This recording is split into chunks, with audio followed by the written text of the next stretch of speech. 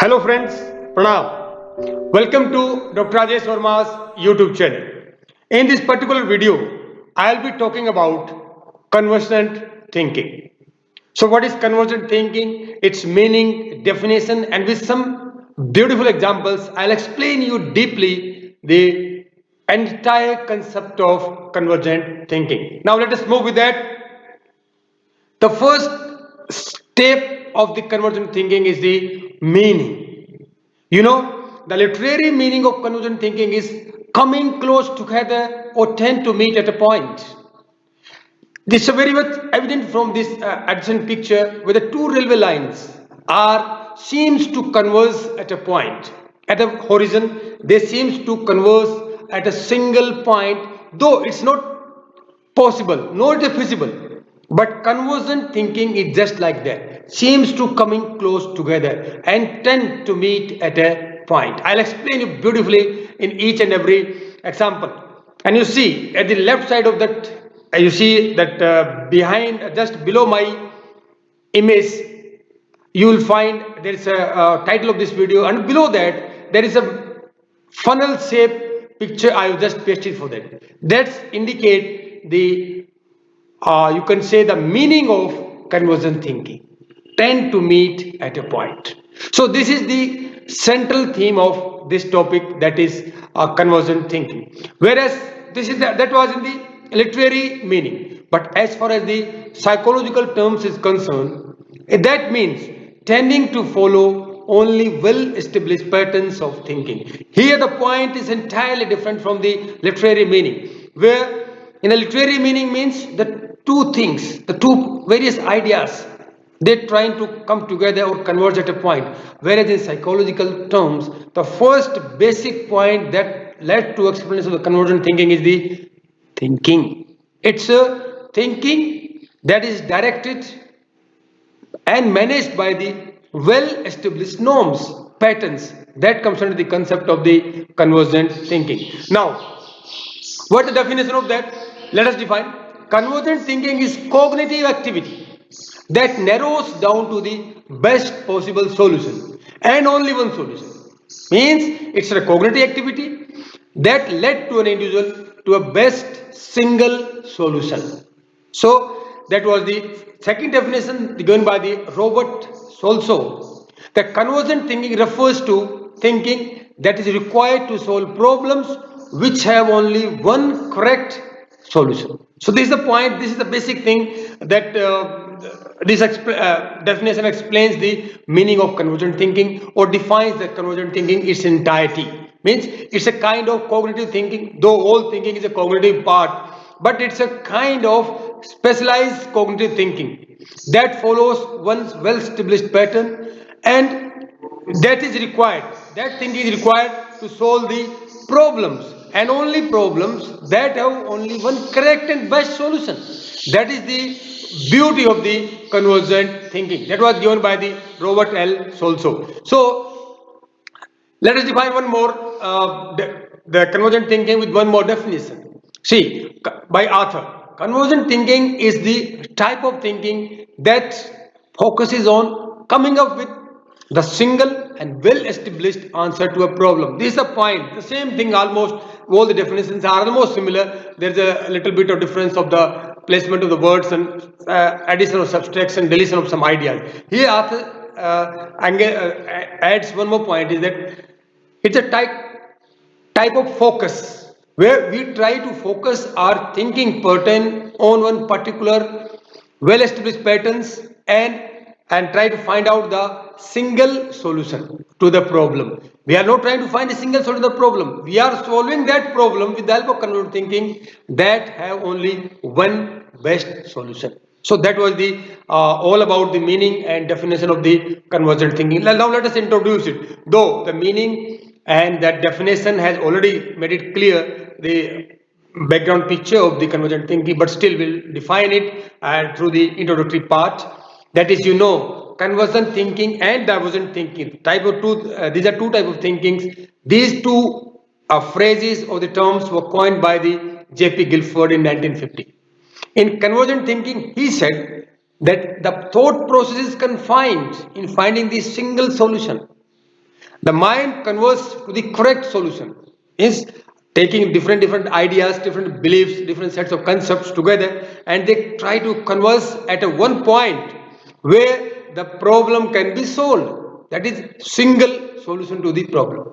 Mostly conversion thinking is used and applied in academic circles where students are asked to reproduce facts, figures and desired solutions, because in academic circles, in formal education, convergent thinking plays a very significant role, because the students has to be taught the facts, various ideas, various figures, so to learn that, and they are expected to come up to the single type of a solution.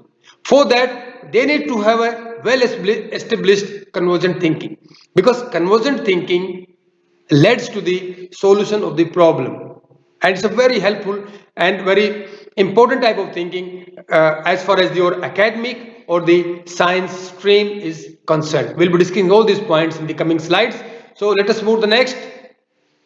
It is associated with analysis, judgment and decision making. The 3 points: we analyze some factor, some problem, we make judgment, means decision making, and when we judge it something, whether it's right, wrong or suitable for us or not, and finally we'll come with the decision making. So these are the 3 important components that define the convergent thinking, because it is significantly associated with analysis, judgment and decision making. It is the process of thinking a lot of ideas and sorting them, evaluating them, analyzing the pros and cons and making finally decisions, and that to be single decision, and that is well established. You have to make decision in favor of the that single well established solution. Most of the natural sciences means the sciences that uses, you know what is, that is the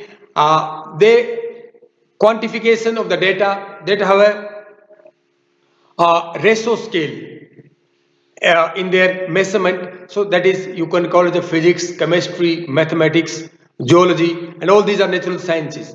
They demand analytical and deductive reasoning, which is the product of convergent thinking. See, one new that concept comes here, that is the deductive reasoning. Deductive reasoning means deducing something, one single aspect from different ideas, different beliefs. So that is means deductive reasoning is the product of or the outcome of the convergent thinking.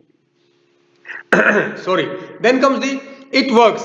What? Convergent thinking works where a problem has single solution. I told you earlier too. The most of the IQ tests, such as Bhattia's battery, Raven's progressive matrix test, Weiss, or Binet scale, these tests are measures of convergent thinking. So here, important point: whenever you administer a Bhatia battery or a Weiss or RPM to someone, and the students are expected to come out with a desired solution to the particular problem. They cannot come out with the different solutions, because if you're coming out with a different solution to the problem, that doesn't mean you are engaging the convergent thinking. To engage or to practice the convergent thinking, you have to come out with the desired solution to the problem, and that is same thing happens in the all the IQ tests. So the various ideas, facts, information which are related to the problem at hand are synthesized to arrive at the unique and the single best and only solution. Interestingly, if two or more than two people are involved in solving one problem, they are expected to think in the similar lines. What does it mean? If someone asks you, what is the square of 5? So everyone, those who know have basic understanding and knowledge of mathematics, certainly they will tell you the answer will be 25. So this is the convergent thinking, where the solution has the problem has only single solution, and means people more than two people, they are expected to think in the same lines. They are expected to come up with the same similar results. So in that case, whatever the type of thinking we involve is, that is known as the convergent thinking. So what are the characteristics? We'll move to the characteristics of the convergent thinking. The first part one. The thought process is unidirectional, means you cannot scatter your thought process in different directions. It cannot be multidirectional. It has to be unidirectional, because you have to come with a single solution. So these are very important characteristics and the first basic characteristics of convergent thinking. The second one, it is the cognitive process of searching of only one solution. Though all thinking, thought process, perception, attention, all this comes under the domain of the cognitive system. But this too, convergent thinking is the cognitive process. In this cognitive process, we or the individual who is involved in the convergent thinking tend to search for the single solution of the problem. Then comes the third characteristic. It reprocesses the information stored in the semantic memory to arrive at desired solution. So if you could remember my previous videos, if you remember my previous explanations or discussion with you, I told you the semantic memory. The memory that stores the facts, the figures, the meaning of the words.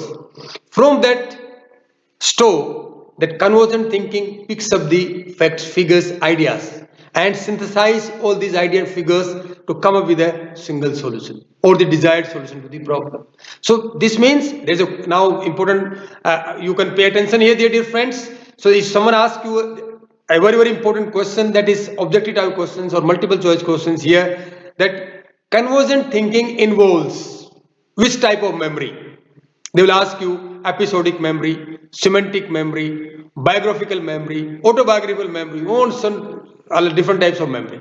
But your correct answer is the semantic memory. Because for the convergent thinking, you have to pick up the ideas, facts, and figure from the long-term store of, and from the long-term store, the particularly the semantic store or the semantic memory. The next characteristics, the availability and the accessibility of facts speed up convergent thinking. So these are two important components here of the memory. That is availability of the facts and accessibility. So if you have both these components, means your information is available in the long-term store and you can able to access that information at the time you require, at the right time. In that case, if you have both the things, therefore that will help in the speeding up the convergent thinking or solving the particular problem. So this is very important here. That also there is one multiple choice questions can be framed from this statement that the following out of the following, which speeds up the convergent thinking? Availability and accessibility, or only availability, only accessibility, none of the above. In that case, you to answer availability and accessibility of the facts. So these are very important characteristics. Then comes the it. It means convergent thinking.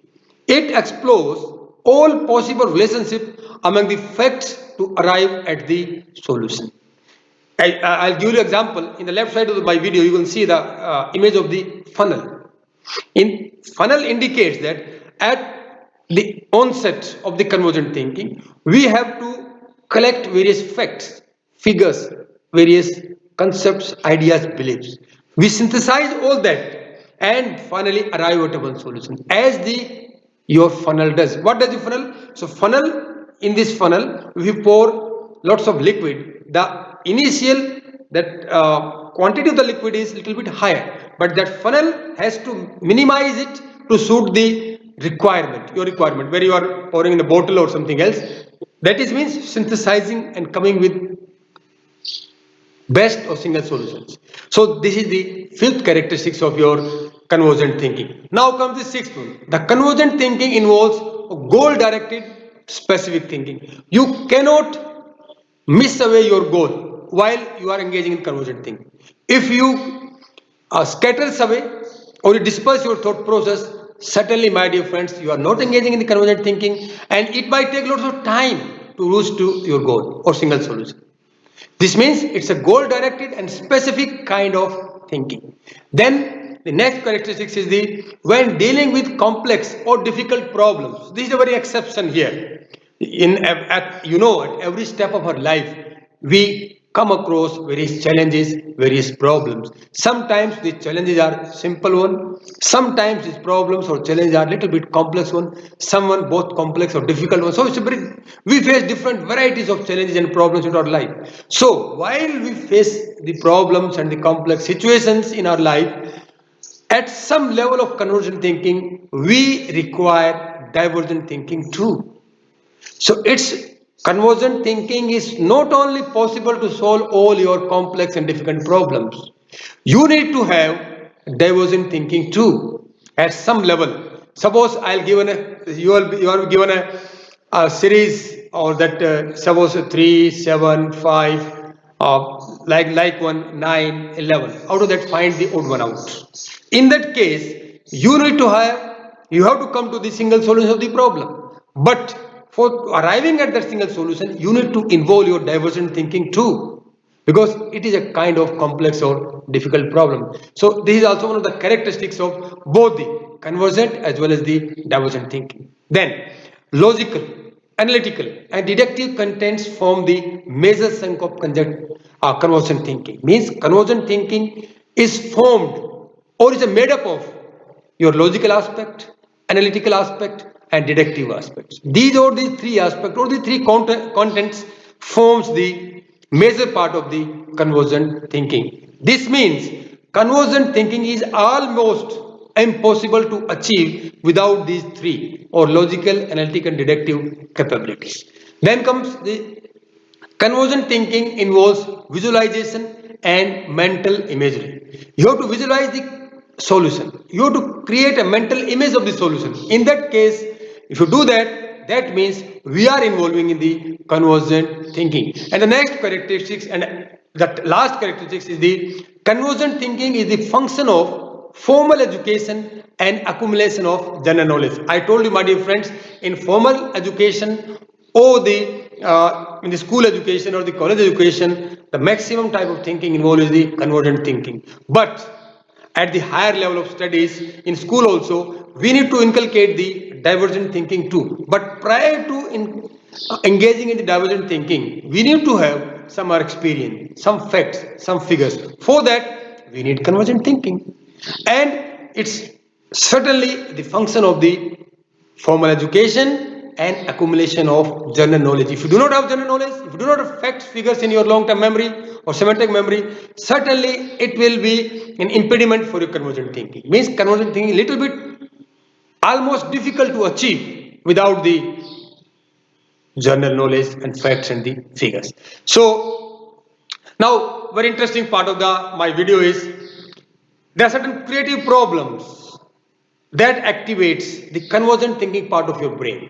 If these problems are here, you have to solve your problems, though I'll explain them and let you know the answers too. But you have to be very specific and you have to involve your convergent thinking aspect of your brain to come out this. These are very simple problems, don't worry about that. So let us start with the first one. See, find the odd one out. These type of series or the questions you will find in your examination, various type of competitive examinations or your reasoning ability or testing ability. There you will find such type of questions. That is the 3, 37, 43, 11, 59, 101 and 119. What is the odd one figure? I'll let you know. Till the time you can think over it. So what is the answer of that? 2 plus 2 multiplied by 2. This is the second problem that activates your convergent thinking part of your brain. Then which lung is larger in size? Out of we have 2 lungs. Your left side, right side. Which lung is larger in size? I'll explain you this also. And the fourth problem is a 4-wheeler has how many moving wheels? It's very important. See, let us define or explain the answer of each problem. Let's come with the first. So answer will be 119. How it is? You have to think over it. I'll give a hint. All are prime numbers. Rest you must know. The answer of the second one, if your given answer is 8, certainly you are wrong. Answer is 6. Apply the board mass. Then comes the third question. Which lung is larger in size? Whether it is right or left? Certainly left. This time you are right, because at the left side your lung has to accommodate the most vital organ of your body, your heart. That in that case, your left lung has only 2 parts, whereas the right lung has 3 parts. And last, very interesting question. That is a 4-wheeler has how many moving wheels? Certainly, if that 4-wheeler is moving, in that case, we have only 5 wheels, because steering wheel is also wheel. So, my dear friends, these are the creative problems that helps in activating your convergent part of your brain, and these are my references. So, we discussed today the convergent thinking, its meaning, definition, and characteristics. So, I think, and I am sure, I am satisfied that you could get the meaning, definition, and characteristics of convergent thinking, and now you will never forget that. If you forget, or there is some problem in remembering this convergent thinking, just remember one thing, that is funnel. If you remember the funnel concept and you can associate with the convergent thinking, certainly you are not going to forget them. And finally, we discuss these 4 very, very important and creative problems that helps in the activating your convergent part of your brain. So our next discussion will be certainly divergent thinking. So you know, convergent thinking and divergent thinking both are related concepts and given by the J.P. Guilford in 1950. So we'll be discussing the divergent thinking in the next video. By that time, you must tell me how you feel like about my videos. If you like it, share with others. If you dislike it, share with me. I'm ready to accept your all type of comments. Let it be appreciable one or it's a critical one. So your comments are very, very important for improvement in my videos, in my language speaking ability or using of the contents. So my dear friends, thank you very much for watching this video.